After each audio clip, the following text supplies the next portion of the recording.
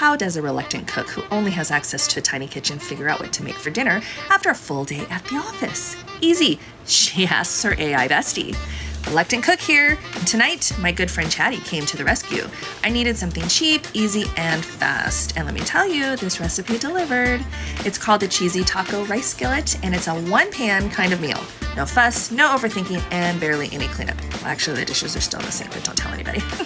And yes, I did pull out a few of my Pampered Chef favorites to help along, but we'll get to that in a bit.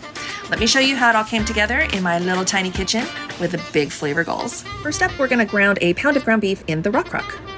Using the mix and chop, we're gonna crumble up that meat perfectly. No flying bits, no mess, you know what I'm talking about. I'm probably a weirdo, but I have to clean off the top of the cans before I open them. The can opener that confuses everyone the first time, but once you get it, you'll never go back. Smooth edges, no metal shavings, no lid drops into your food, worth the brain twist.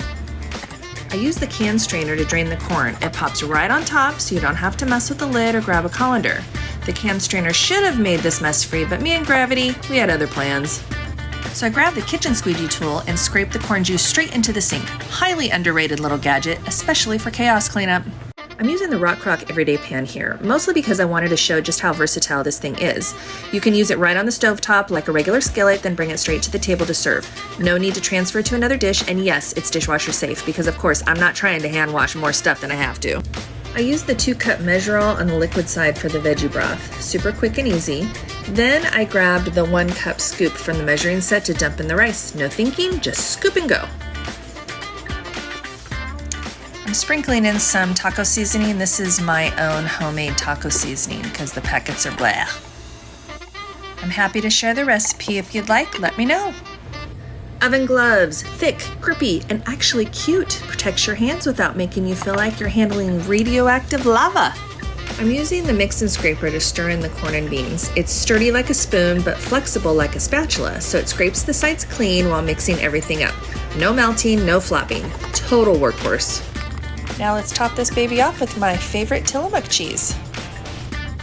Make sure it's spread around evenly, and we'll put the lid on and let it simmer for a little bit.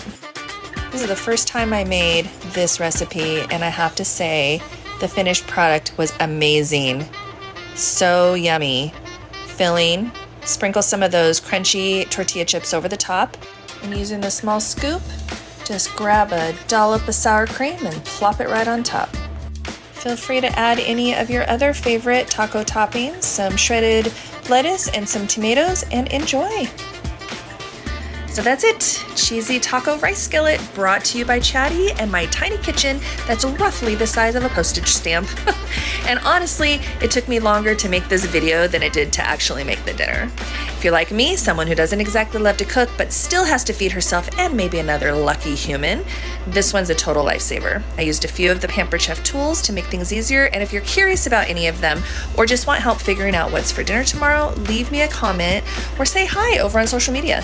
Thanks for hanging out with me in my tiny kitchen where the meals are simple, the counter space is imaginary, and the cooking is reluctant, but done.